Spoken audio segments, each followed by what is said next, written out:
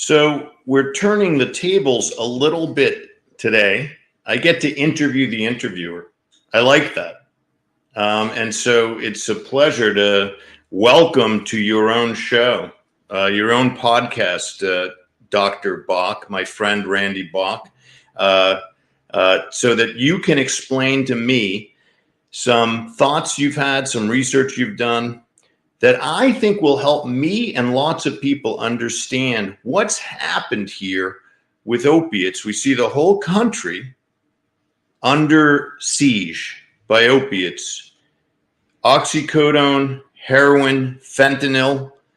But if I understand you correctly, that list of scourges ignores another. And I'd like to ask you, what is it? What have we been missing? Well, it's gardening season in New England, lovely time, and we're getting ready to plant. And I mean, I bring this up as an analogy. You're absolutely right. I think fentanyl is the biggest scourge out there. The second biggest is people mispronouncing it as fentanyl.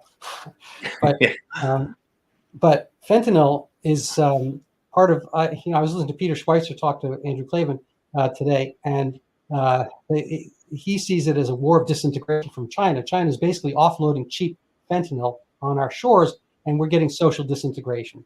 And they're not letting fentanyl hit their own shores, and they're using kind of Mexican cartels, and they're popping it in. They have Chinese workers, all that. So this is a huge, huge, huge story. And I don't mean to minimize it because we're having large numbers of death. I think the single leading cause of death under age 40 or under 45 is fentanyl overdose. And it's being laced in all kinds of other, of the kind of less theoretically harmless narcotics that people might have, Vicodin and whatnot, are being laced or replaced with fentanyl inside. So this is kind of a strange war. And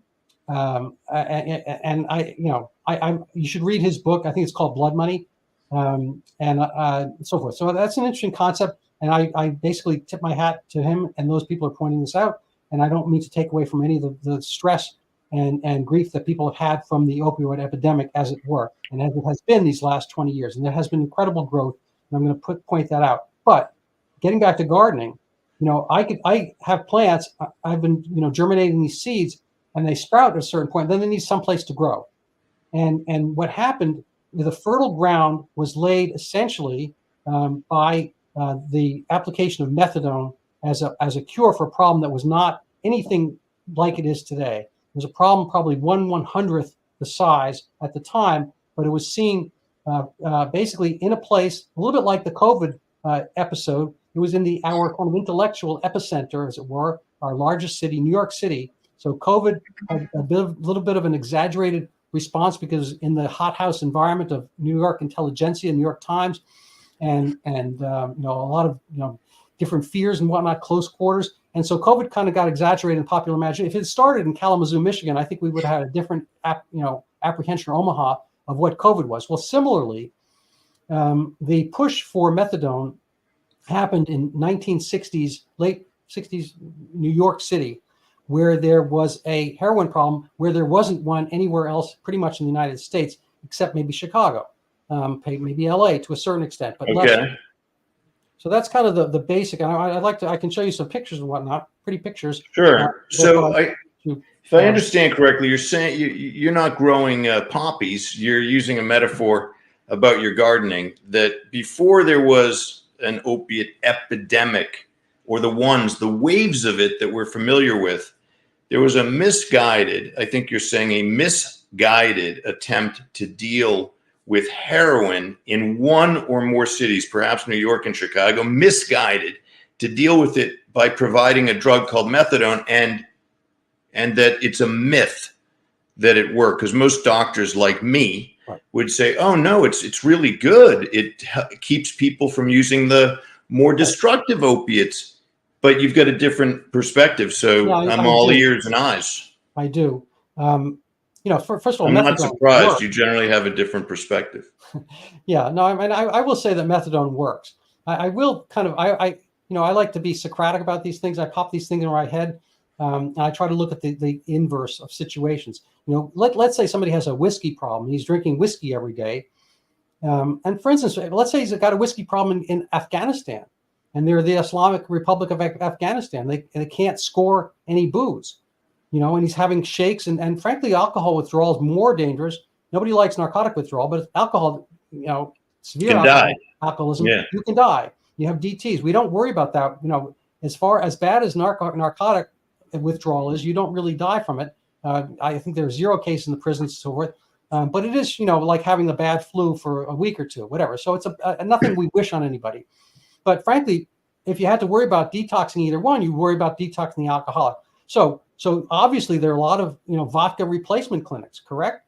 Where people get a clear liquid and they drink vodka every day. Now that's not true, but it actually not only occurs in Afghanistan as we speak. There are people who have an alcohol problem, and what do? They have to go to the doctor who can theoretically get medical alcohol. And there is a little bit of a black market in alcohol in these Islamic republics, and it's medical.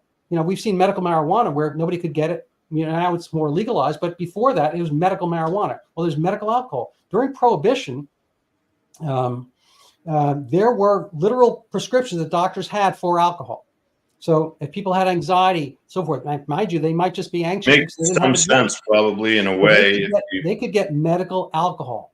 So as a cynic, there are no cynics here between the two of us, but if there were any cynics, they might say, well, why is it that we don't have alcohol replacement? But we do have narcotic replacement.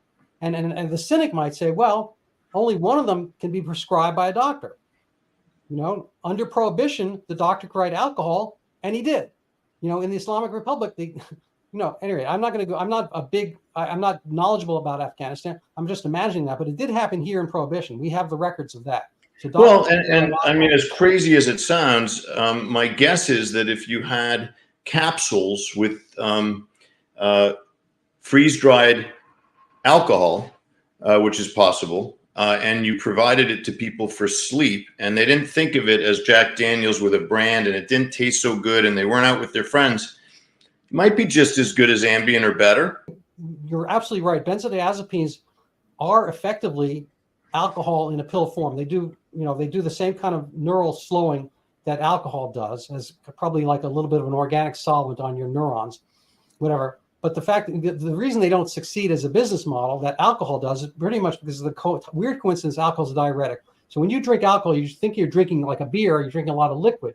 But if you drink that much apple, just plain apple juice or orange juice, have a pint of apple juice, you wouldn't be thirsty in 20 minutes. With beer, because it's diuretic, it pulls water out from your kidneys, so you wind up having a full bladder. It pulls the water out, and you're thirsty again. So beer and alcohol has a business model where you have to keep drinking it, because to follow this thirst, you get drunk in the meanwhile. People have the baseball game, they make money on you. So merely only because alcohol, but that's a total sideline. But you're right. There's getting back to the point, there's not a business model for doctors in alcohol except during Prohibition. But there is a business model for physicians to do replacement narcotics where they don't do replacement alcohol. Yes. They can. The answer to many things is because they can. Why do people do things? And so I'm willing to kind of show a few slides, but I'm also want to hear some of your thoughts and questions so far. No, this is intriguing. So basically, your argument is that methadone is really not different than if we decided to open up daily dosing of vodka as a solution to alcoholism. And maybe there'd be a longer half-life or a slightly different pharmacokinetics to the alcohol provided, but it's still alcohol, and you'd still be dealing with cirrhosis, and you'd still be dealing with people who decide, I don't want that, I want the real stuff, or I want this and some other stuff. And so I think that's where you're probably headed. I can't wait to see the charts because, again, I'm naive. I thought until this very discussion, really, that methadone was, a balm, that it was like an answer to the opiate epidemic. If you could simply get people to methadone maintenance, we'd be done. Well, right. I think there's an argument there, and there'll be definitely pushback upon this because a lot of people have had successful lives turned around with methadone. I do want to point out a slightly, maybe less known fact, which is that heroin was the methadone of 100 years ago. Heroin was put out to treat the opium problem. People were Ah, smoking opium. So interesting. heroin is a natural derivative of opium. Methadone is a synthetic creation that mimics heroin. So opium is, poppies and whatnot. You basically get natural opium, and it's just a weird coincidence. Again, gets me a coincidence is that it works. I mean, plants tried all kinds of things to lure in, bees and whatnot. They have all kinds of gizmos. And one of the ways I guess they figured out to get animals to eat the stuff and spread their seed around is to make it interesting for the animals. So lo and behold, we have opioid receptors. We call them opioid receptors, but basically these pleasure receptors in our head. So if you have an orgasm or you win, your team wins the finals of the, NCAA, you have sparks of joy. And Yes. you get them in other ways. You see your dog when, as opposed to come home alone, the dog's there. All of a sudden, like, you're happier. Well, there's little little sparks of positive reinforcement in our head that help us do the right behaviors. You can short circuit that without getting too crude. People have the orgasm theoretically to reproduce and so forth, but they figured out a lot of different ways to get orgasms, and some of them are productive and some of them are less productive. Whole nother topic. So people have figured out ways to get around that. And one of them is opium. At one point I had a video called "Porno and the Prom." It wasn't a great seller, but the concept is that when, if you're a high schooler, there's two different ways you can get kind of that pleasure. You really have to work and work and work to get somebody you have to overcome your fear to ask that girl to go to the prom. And you may or may not get an orgasm at her. It might be a couple of years before you get an orgasm or whatever, maybe months, who knows? But there's also pornography where you're pretty much guaranteed the orgasm. Now, which is more productive? Each of them, respond to the opioid receptors in your head, being at the prom, the dance, she looks in your eyes, it's like, oh my God, you have the certain pleasures. But the immediate guaranteed pleasure is pornography. Now, that's not productive. So people who have been doing opium, they're pretty much looking to short circuit that kind of pleasure, to get the pleasure without doing the work. And the people who get into the opium cycle, again, heroin was developed to get people out from the opium addictions, and obviously we've seen where that's gone. This the hair of the dog is the same exact thing you're getting. The hair of the dog is an alcohol term that you can treat your hangover by having a drink in the morning. Absolutely true. Is it productive? I don't know. So methadone is that. The concept of methadone was to get people not from their addiction, but to get people from other behaviors, and we can address that in a second. Okay, so let's address that. My understanding has been that if you go to methadone maintenance, you're not getting high. You're sort of stabilizing the person in a way that they're not going to withdraw, and that their nervous systems have become thirsty for opiates. You're going to provide them opiates through methadone. But that theory, I think you're going to illustrate, and I'd like to see the pictures. It laid the groundwork unintentionally, perhaps, or if you're a conspiracy theorist, you might say intentionally, for worse things. It didn't prevent anything. But I'd love to see the pictures. And, I'm going to get to that. So I think you have an interesting point there. I think that methadone, first of all, does give a high. I can, if the quick example would be like putting something in your coffee. You put sugar in your coffee. It's sweet. It dissolves immediately. So you put it in. You're not going to wait around. You put the sugar in your coffee. You stir it once. You can drink it. But let's say we put molasses or honey in your coffee. Let's say molasses. You put it in. It's going to take longer to sit in your coffee. You might have to wait half an hour, but it's going to be just as sweet. So yes, methadone is the molasses version of heroin. It's the same exact thing. It's going to sweeten your coffee, make you dopey just as much. And I'm sure people have seen pictures of people nodded out outside the methadone clinics, or if they've maybe experienced walking through various areas in the city. Nobody wants a methadone clinic next to them. But right, and you can sell methadone. I mean, people do sell their methadone, so it's not like it's not a street drug. It is. They sold their methadone long before there were methadone clinics, and we can get to that as well. But to be fair, Suboxone came along, and that's buprenorphine, and people are like, what is that? Well, I mean, the hint is it rhymes with morphine, which is derived from opium, pretty much the same as heroin, and buprenorphine is a little bit more like what you just said. You take it and you don't quite have that high. It's a little bit blunted and it's not as dopey. You don't nod off as much with buprenorphine, and you're probably not going to overdose and kill your kid if it's lying on the cabinet, he gets it and so forth, to the same extent as morphine. Methadone is much more, and morphine are much more deadly than buprenorphine is. So that's kind of a later phase of this, but I'd kind of like to just pop up some of the slides while I have you here. So let me just zip up to the top of this. Sure. So the unsexy title so far is the unknown or neglected first wave of the opioid epidemic. And I'm not going to spend forever on these slides, but basically the CDC has this today. If you go to cdc.gov, the 3 waves of the opioid overdose deaths, and I don't know if you can read it here, but basically I'll read it to you. Wave 1 is basically the OxyContin era, prescription opioid overdose deaths. Wave 2 is heroin deaths. Basically, there was pure heroin at lower prices, and wave 3 is fentanyl, and this has been an enormous increase in overdose deaths. And so this is a huge sadness. This purple line here is the fentanyl line, pretty much, and we've spoken about that, and we can address that elsewhere. I'm not going to do that forever, but these factors are, obviously they're significant, but what we're ignoring is what came before this. This looks like a very low number over here, 1999, but everything has its context. If you put it on a bigger context, the previous, say 40 years. So we look at 60 years, 1960 till today. So today is kind of over here. This is the CDC graph. This thing is just this one over here. This purple one is inserted without color right over here. This is the 3 waves of opioid deaths that they talk about. So you can see them kind of in this black line.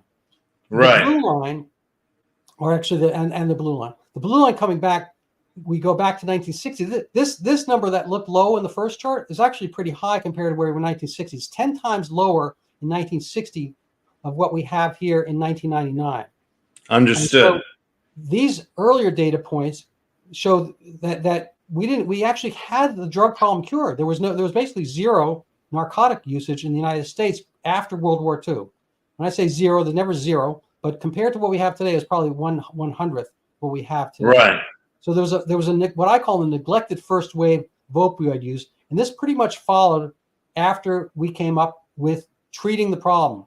So, there's the old kid story about the little lady who swallowed the fly, and she fixed that by swallowing a frog, and then she had problems with the frog, so she had to swallow the cat who swallowed the frog, etc. She might die. So I don't know if you know the song. But basically, one thing after another she had to do to kind of get rid of the first problem, so forth. So New York City, like I said, is not the United States. And they were having a problem with heroin addicts, principally in Harlem and Bedford-Stuyvesant. At the time, the black communities. They weren't always black. I'm going from William White's interesting heroin addiction in the 1950s. He mentions here, I don't want to do the whole quote, but this increased heroin uses had been in these same neighborhoods before, but they hadn't been black neighborhoods. So it's not necessarily black, or it could just be poverty, whatever. But William Burroughs, a famous author, he wrote Naked Gun, he once observed addiction is a disease of exposure. Now, there's far more opiate addiction back in China in the day, in Iran, so forth, Afghanistan, than there is in, say, Norway at that time when he was talking about this. Got it. Anyway, so at the time, I'm going to come back, take this slide off, but basically heroin addiction at the time was far from a national problem. New York City's relatively small number, 17,000 individuals, nonetheless was half the nation's heroin addicts. That is to say, in New York City was 4% of the nation's population and half of the nation's heroin addicts. So they were having kind of an observer bias issue. They were seeing something that's right in front of them. It's like the 7 blind men and the elephant. They were feeling the tusk of the elephant and thinking that's the entire elephant. It's not. Sure. And so they were feeling a sharp, pointy edge of the heroin problem. And really the reason they felt it is because of crime. So this is basically a slide. I think it's a little bit lower here. Well, I'll come back to this in a second. Maybe get the slide up better. But basically, they were not dealing with heroin so much as trying to deal with a crime problem, because New York City, again, different from Kalamazoo and different from other places. They're a kind of a linear city, a very high density and so forth. And the poor neighborhoods have quick access to the richer neighborhoods, and people in richer neighborhoods were experiencing greater crime, and crime was growing in the 1960s, and they were experiencing a kind of a bleed, a run over into their neighborhoods, and they wanted methadone around so that people would not be stealing from them. And so this became an issue. So they basically came up with a cure that was worse than the disease. I'll come to this slide again later, but I'm just going to pop it up quickly so people get a context of what I'm talking about. So this is where we were. This is you are here after World War II. It's not a complete zero, but it's very close to zero opioids. There had been an opium problem around World War I and whatnot. It gradually got decreased. It was treated with abstinence, sobriety, and what I call opprobrium, which just means they had stricter drug laws. In the 1960s, progressivism came along and said, we got to fix this problem. The problem is this tiny thing over here, right above 1960, that little blue triangle. That's the problem they were fixing, not this, which got fixed by abstinence, sobriety, and opprobrium. They were fixing this problem because crime was bleeding over New York City, and they said, we're going to give methadone. And whether methadone caused this or not, we can't say, but methadone became a thing throughout the 60s and 70s, money, in the 1980s, and so forth. And the number of narcotic addicts grew with the expenditure for methadone, the greater methadone clinics, and became a problem where it was curing itself. We needed more methadone clinics because there were more methadone clinics because the first ones had brought around more people selling methadone and getting addicted to narcotics and buying heroin and so forth. It created its own problem. And we're going to get some other aspects on that in a second, like the marketplace of what heroin dealers, how they reacted to the onset of methadone. So I mean, an analogy would be if people were getting obese because of cupcakes and they were stealing them from the nice bakeries in Manhattan and coming from less nice neighborhoods where cupcakes are still expensive, you might say, listen, the way to not have them enter our homes and steal our cupcakes is we give out cupcakes or something that's a lot like them that's very desirable. And also it's a business because the government will pay you to give out cupcakes or methadone. And then you find, you know what? We're not getting anyone thin. We're not teaching anyone not to eat cupcakes. So, of course, the number of cupcake eaters is just increasing because you can sell cupcakes to other people. Cupcakes are nice. You want more of it. You might argue for more with the provider, just like methadone. You know what? I need more. Right. And why not give more? You're being paid per visit. And the pharmacy's happy to fill more. Presumably, everybody has empathy, but, relatively happy. It's reflected in the numbers. You're selling more methadone. You're selling more visits. These places made a fortune, probably still do. And so I understand that we didn't grapple with the underlying triangle problem when it was a little triangle that you pointed out. Nobody said, you know what, we got a problem. We better get these people off opiates. How do we do that? But that's harder. More so. I mean, in another sense, the problem was, lack of commerce in those neighborhoods. It was a different racial world. People always want to talk about how horrible racism is today. It's nothing like it was in the 1960s. There was a lot more friction. There was a lot more fear of the other. There's a lot fewer interactions. TV wasn't the big presence, and there hadn't been kind of the quotas and affirmative action, all that kind of stuff. We didn't. There was a lot more fear between races, and there was crime, and so forth. Yes. Obviously, in most cases, crime is amongst your own local population, but New York City had a fear of crime bleeding out and kind of flipping over the edge of certain neighborhoods, and they were at risk. They don't arm themselves. It wasn't Laredo, Texas, or Fort Worth or whatever. They had a sensibility that they needed to be protected, and the way to protect them was to give them the cupcakes, as you mentioned. Give them the cupcakes, just like in Portland, and in other states, Portland, Oregon, and other locales, they say, come on in and shoot up. We've got a safe place for you to shoot up. That's the solution to being slovenly and on the streets and, urinating on our sidewalks. Come do it in a clean place, ruin your life here. Right. And we won't be bothered by that.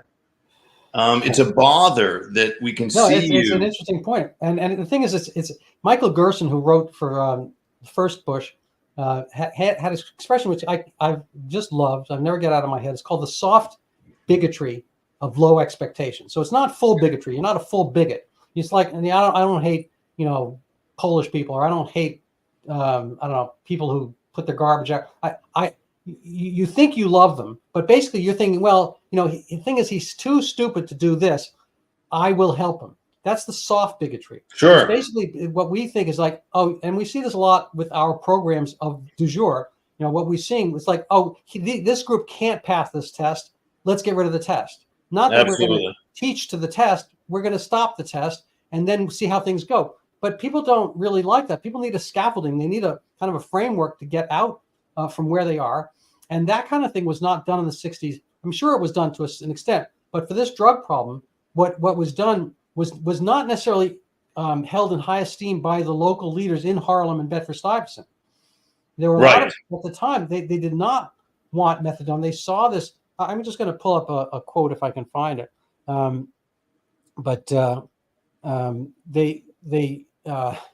I can just maybe pull up some aspects here. I mean, it was not universally. There was a lot of great press in the New York Times at the time. This is also from the New York Times, 1972. A small-scale black market for the drug has sprung up alongside the more established heroin market. Some methadone patients sell all or part of their allotted doses so as to purchase heroin. So basically, you're giving them, free stuff, and they can go and take that and bring it somewhere else.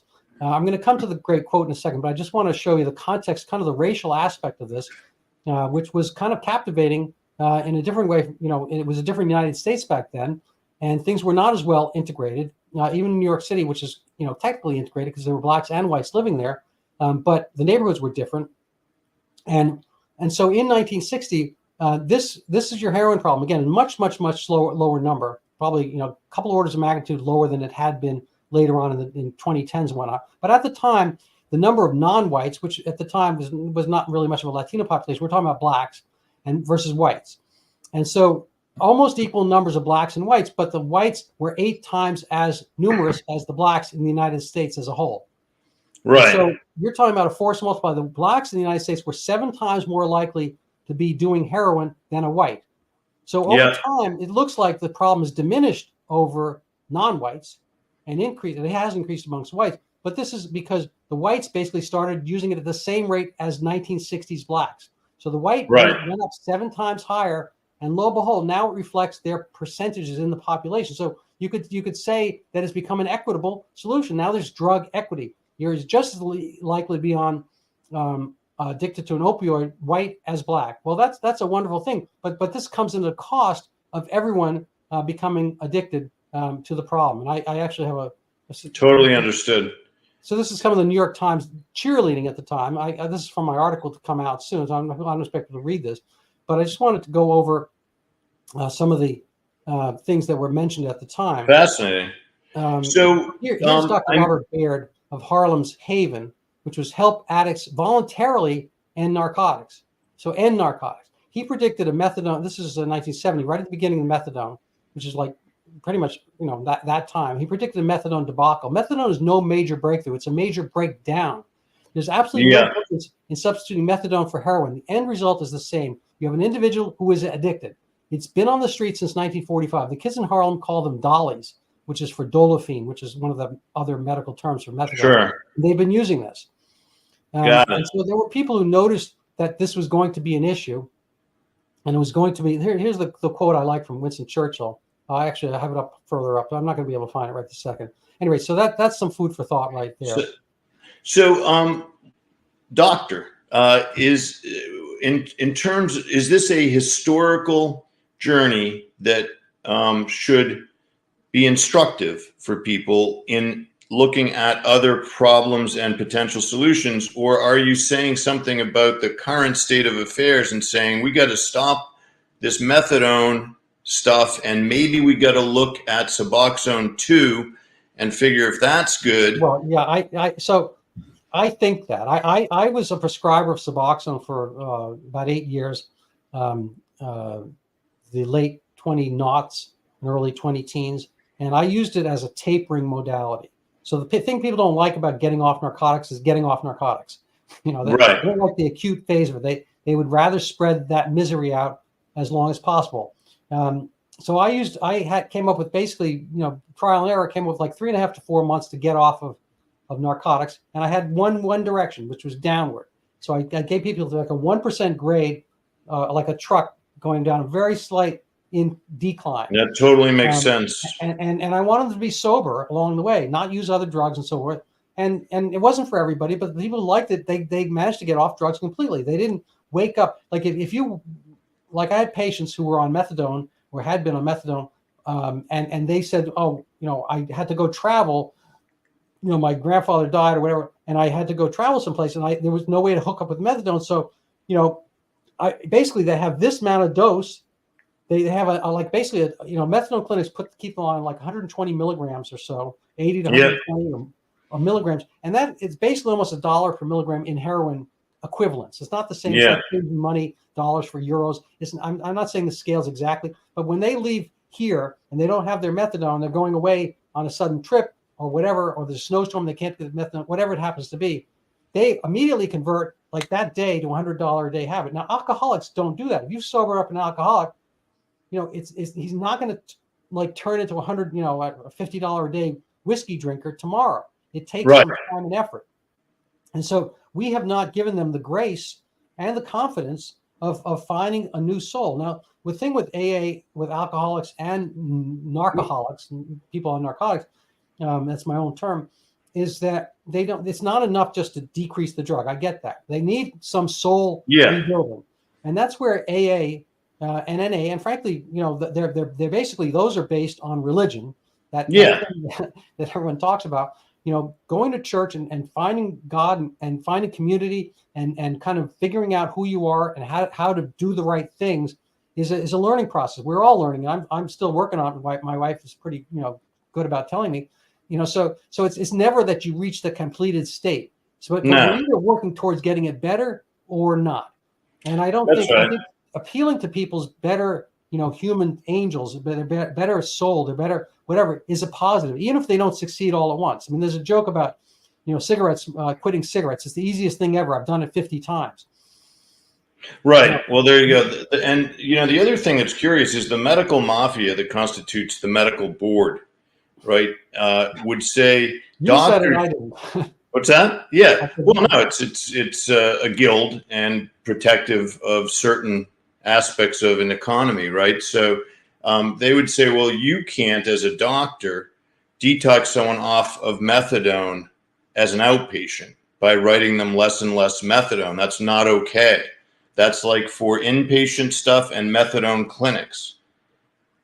Why? Well, basically because they could give a shit about people and they like controlling doctors. But what would I want my doctor to do for me if I were on methadone and he loved me and wanted to heal me? I would want him to say, listen, I'll take over here. Going to give you, just like what Dr. Bock said, a little less methadone every day. Okay, I'll check in with you every day. We're going to do a little testing to make sure you're not also using heroin, by the way. But I got to do the right thing for you. And so you're obviously not going to the Fenway to get your methadone every day. And anyhow, they haven't reduced your dose ever, and they don't care about your soul. Let's take over from here. And then, what would they do to someone who did that? They'd pull that guy's license, right? Because they're like, why? Because you're healing people. Right. The Gestapo. Well, this is an interesting point. I actually have a case that's going through the courts, as it were. I was suspended in 2014. A narcotic addict did not get what he wanted. Mick Jagger wrote on this topic. I think he called it satisfaction. You can't always get what you want. You can try sometime. You just might find you get what you need. Well, he didn't. And instead, 4 months after he saw me, and he's like 10 years younger, 50, 80 pounds bigger and stronger. He said that, in some way I basically bullied him, but he didn't say anything. There were 6 or 7 other people in the clinic. He wrote a letter 4 months later. He had his own issues and strife and grief in his mind. He was a captured soul, and getting at me was, I guess, some way one of his. And anyway, the board went with that. I lost my license over that. Unbelievable. Allegations literally says the first allegation is that Bock did not see narcotic addiction as a disease, as if that's j'accuse. That's the French, Emile the Dreyfus affair. I accuse you. That's an accusation that I did not see narcotic addiction as a disease. Now, I think they already have a word for it. It's called addiction. Right.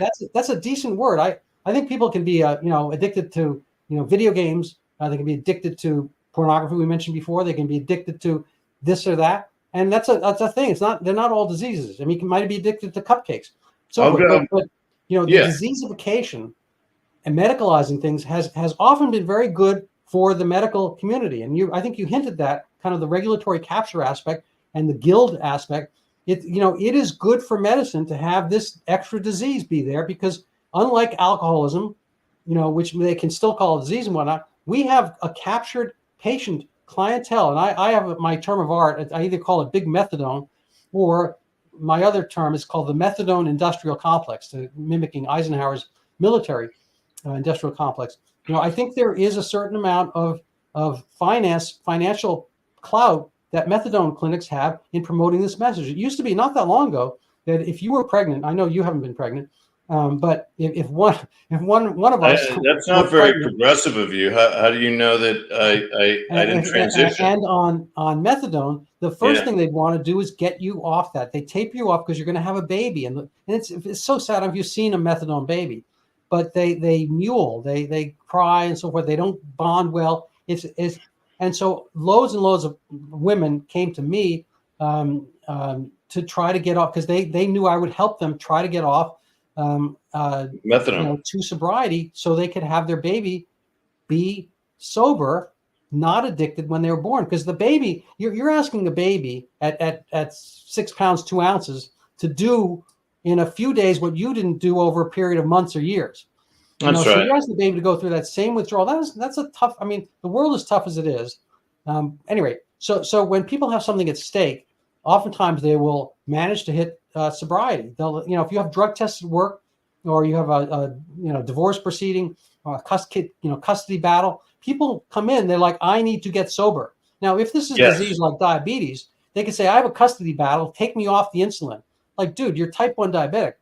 I have a glioblastoma. Take me off the chemotherapy. It's like, I am having a custody battle. I can't. No, that doesn't work. A genuine disease, you don't get to pick and choose when you get off the stuff. And this was the example that used over and over again. I can't tell you how many times I've seen this analogy, mostly for methadone prescribing MDs, and you wonder where their brains are at. Not just in maybe in their wallet and someplace else, maybe a little bit more internally near the wallet, but basically it's like methadone is like insulin for diabetics. I'm like, no, it's not. You lock somebody up. If you have Joe and Frank, and one's a diabetic, type 1, and they're in Turkey or someplace, and they like, the police come and find all these needles. The other guy's on heroin. They're like, all you guys, you go in jails, no needles. Well, Joe, 2 weeks later, he's going to be dead. Frank will have a tough couple weeks, right? Yeah. But he's going to be all better and stronger than he was the 2 weeks before. That's right. And people, what it does is ultimately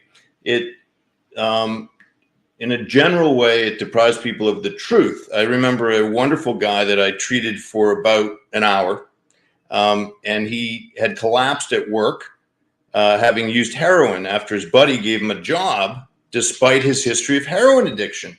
And lo and behold, he's at work. He shoots up. He collapses at work. He nearly dies. His friend finds him, sends him to me. I said, what do they say your diagnosis is?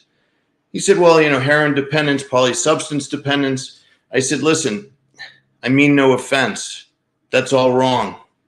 Okay, you're a scumbag. Now, I don't mean any offense. I tell you this because you weren't when you were born, dude. And you don't deserve to have it on your tombstone. No, that's really interesting. If I have the whole story, it's that you violated the trust of your friend who took a chance on you. And you don't want that. Well, he quit. He went in, he detoxed, he quit. So if you could wave a magic wand, doctor, would you or would you not say, listen, we're going to sunset these clinics? It's not going to be tomorrow. That's a very good phrasing, because it's like a fix. It's going to be hard to turn off all at once. So the methadone was was created, I believe, in Germany, but the as a concept, as a treatment in the United States, where there was a married couple of doctors at Rockefeller University. You don't get more elite than that, essentially. Dole and Neiswander, and there was another. Their third colleague was a Mary. I forget her middle name, but a Creek with a K. And they were the LMDs, and they were promoting methadone vigorously. And I kind of lost my train of thought there. I apologize. Can you give me the question again? The question is, if you were king of medicine, which I'd like to think you might be someday, maybe you'll be Surgeon General. Would you sunset methadone clinics? Right. So that actually, what was the point I was trying to make was that Mary. Sorry, I can't remember her first name. Mary Creek. Anyway, Dr. Creek basically has said recently. I mean, she's passed away, but about 10 years ago, whatever, she's lamented that 90% of the world doesn't get methadone maintenance treatment. Frankly, yet it's arguable that they do worse than we do here. And I have that little word Russia there. Oops, I didn't put it up. So this is from the article. There we go. To my point earlier, the complete diabetics with insulin die. Heroin addicts after withdrawal flourish. And this Dr. Creek lamented that in 2010 or so, that 90% of the world doesn't get methadone treatment. And she wants the whole world to do it. But it's they do no worse with their heroin addicts than we do. Russia has zero methadone maintenance treatment. And again, speaking from the opposite side, so I mean, to answer your question shortly, yes, you would have to taper people off. You'd have to give them taper people off, taper our country off of methadone tomorrow. Bill Clinton did a lot to get people off welfare, but you need other things for them to do. We have addictive personalities, and we need something. People do not. You take away their methadone. It's not just the methadone. It's kind of a methadone way of life. They have a schedule. They get a taxi that brings them in. So with a lot of time and effort, they've got their methadone friends, the community, and ditto with Suboxone to a certain extent. And so you have to figure out something else. But it's not like it can't be done. I'm not saying everything in Russia is wonderful. I'm not Tucker Carlson per se, but you have to look at a system. They have fewer people, probably half the number of people we have here, and they also have to have half the number of narcotic addicts. They've had trouble. They were in Afghanistan, and they didn't really have a narcotic problem until they engaged with Afghanistan in the 1970s. And a lot of them came back, right from heroin central with drug habits. So they have drug problems, no doubt, and they have kind of worse society than we do in many ways, more stressful and whatnot. But they don't use methadone. They don't think that people are sobered up with methadone, and they don't stop caring for them. They have basically the equivalent of NA there. They have caring and they have therapy and all that kind of stuff. And I'm just going to get to this one quote from another kind of abstinence base. This is Dr. Mitchell, the late Mitchell Rosenthal, without a financial stake in methadone. But of course, he was a competitor, and he was at abstinence-based Phoenix House, which you might have heard of. So this is a nice quote. I like this. Methadone is a very useful drug for a limited number of people. So this is to the point. I'm not saying methadone should be gotten rid of, but it has been oversold for a wide number of people because many addicts have used multiple drugs and have limited education and job skills. They're not going to be chemically fixed by giving them another drug. He said in 1997. Then 10 years later, he said, people who come into Phoenix House, and I like this quote. This really speaks to the point you're talking about, like the personality. People who come into Phoenix House are essentially strangers to themselves. We give them the support they need to share their destructive secrets, to shed their guilt, to purge their rage, and to unlock their potential. I'm going to read this again because I just love this quote. And it's not to say this is every single person, but this is all of us. We all have our aggressions. I play squash, and people I'm very, kind of aggressive. And when I work hard before the games, I want to win. I'm not going to beat everybody, but I do my best to, see. You have a reputation. People fear you. That is true. People who come to on the squash court are essentially strangers to themselves. We give them the support they need to share their destructive secrets, to shed their guilt, to purge their rage, and to unlock their potential. I think that's love. I think that is love. And the real thing that people are missing, and I saw this, we have more kind of unmarried couples with kids and kids without dual parents and all this kind of stuff. But I would have to say, and I didn't do an actual, regression, statistical study, but I would say that there was a huge force multiplier amongst the patients I saw for Suboxone, people who've been doing narcotics, heroin, methadone, shooting up, whatever. and stealing and whatnot. Almost uniformly, they were from not stable households. Sure. And so the real drug, the real drug they're looking for, the real drug they're aiming at is love. Now, we can't manufacture it. We can't find it. Opium and its analogs, heroin, methadone, they provide that same feeling you get from, warmth and grace, a nice word, positive, winning the game, good scores in your tests and all that kind of stuff. That's what people want. And they can't all get it, and they're frustrated, and they short circuit things rather than working hard to get it. And it's not to say that they're all bad people for having done that, but they shouldn't necessarily be rewarded for having gone astray. Well, and it's not a reward. It's a way of keeping them weak if you provide them with basically a way to continue along their path without more insight, without getting stronger. So you're basically like, here's some cupcakes, you fatso, right? And so I get that. Now, control yourself. What about the entheogens? What do you think about? Because some would argue that magic mushrooms, that psilocybin, that ketamine, as opposed to methadone, can create moments of epiphany that would be months or years in the making through the kind of therapy or the Phoenix House experiences, that if you give people these agents, that you may give them almost instant insight such that they say, why am I destroying myself? I was never loved. That's why. Okay, I'm done with that. And I've seen it happen. So would you support, instead of methadone, would you say, listen, you can come in, but you're not going to get methadone, you're going to get ketamine? Well, I can't comment to that for somebody with narcotics. I know that people are treating severe depression with it, and I kind of looked into the topic. I think it's a stepwise thing. I think the first thing first, I would look at it like I think we should look. I'm just making up this word. I think we should look at narcoholics as alcoholics. There's different phases. Sure. So there's kind of the dry drunk, but the wet drunk, and somebody who's doing a bunch of malfeasance in order to get a narcotic habit, you have to deal with the habit first, and you have to try to stimulate and stipulate better behaviors. So sure, people in my practice, if they were caught bringing in drug, fake urine, this was not well tolerated. There were strict rules about what they could and couldn't do. I think people pretty much know the ropes of what is tolerable behavior. People have guilt. Frankly, dogs understand this. Lizards. I mean, it's a very, very basic part of the brain. Sharing, understanding, stealing. You come into a house and the dog has that look. It's like you start looking around. There's something going on in that house. He knows he didn't do his maximal dogness. He wasn't the dog he wants to be. Everybody has this. You can call it a soul. You can call it Godhead.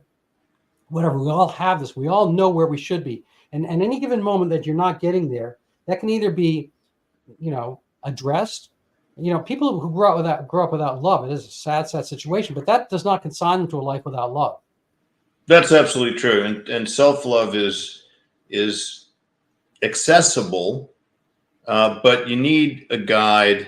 You need a yellow brick road, and you need a Wizard of Oz at the end of the road who reminds you, you were always enough. What are you doing here? I love the Wizard of Oz. Right? It's like I've used that so many times with talking narcotics. I think it's the best thing, because people these days may not know it, but when looking for courage, looking for wisdom. What was the third one? Okay, intelligence. Thank you. Well, a brain. Brains. Anyway, they all exhibited those things in their journey. And really, it's up to the doctor is a term that along the Greek, it means like orthodox and paradox. It means teaching, doctrine. It's the same word. Doctor is a teacher. And the doctor's, like the Wizard of Oz, is a teacher. He's not a wizard. The doctor is not a wizard either. We can't fix everything, but we can teach. We can point out the things they've done and try to put out the goals like a teacher. You don't come into first grade knowing calculus. Right. The teacher's there to set you on the road where you can. You may not become an expert in calculus, You may not become an expert in any of those things, but it's up to the teacher to find and guide you to the most productive way of living. It may be that you are going to be an electrician. You're going to be this, that, but there's a place and a role for people, and kind of shelving them. And I use this term very loosely, but kind of treating them zoologically, as if they are there in a cage, not living the full life, but you're going to keep them there because they're safe. This is the essence of harm reduction. You're keeping people in a cage, kind of a gilded cage of methadone, whatnot, money, Section 8 housing, food stamps, all this kind of stuff. You're going to give them everything to look like a life. But you know what? People are just never, ever happy with that. You cannot fool people. It's like when you fake losing, like you have a 5-year-old and you fake losing your game of chess. That might happen once. My kids suss that stuff out. You cannot fake your loss. People, they don't respect you for losing to them. It's like, Dad, I know you can, hit the ball hard. And I know, it's like, give me the, they want that because that's how ultimately they learn and they grow. And so to be a doctor and not be teaching means you are not, at least you're not etymologically a doctor. Well, this is the essence of the bad mother who says to her child who's anxious, you never have to leave the house. Live in the basement. I'll take care of you. The world is hostile. You don't need to go out there and have panic attacks. And somebody who loves that kid for real, instead of trying to destroy the child for whatever reason, psychodynamically, it's not the mother's fault. She's messed up too. But nonetheless, would say, listen, it's a question of how much pain you can bear. You're going to become powerful if you go outside the house. But am I going to tell you that it's not going to hurt at all? No, I'm not going to lie to you. It's going to hurt. Now the question is, do you want to get strong? If you went to the gym and someone said, well, here's the thing. If you ever feel any, pain in your chest after you lift, never do it again. Be like, well, you're not going to get strong, dude. So it's, I understand what you're saying. I wouldn't have known it an hour ago. But I'd have to agree with you. If we were two people responsible for whether to sunset the methadone clinics, I'd say, let's do it, knowing that it's more work now. It's going to be more work to do the right thing. But isn't that always the case? Yeah. Well said. You look younger. Did I mention that to you? In any case, hey, it's been a pleasure. I really appreciate, being able to play interviewer to the interviewer. Yeah, and you make great points, fabulous points. And it's a misguided policy. And maybe people can do better if they see the folly of their ways. Well, thank you so much, Keith. I'll look forward to talking to you soon and have you back on where I get to do the questions. Sounds good, buddy.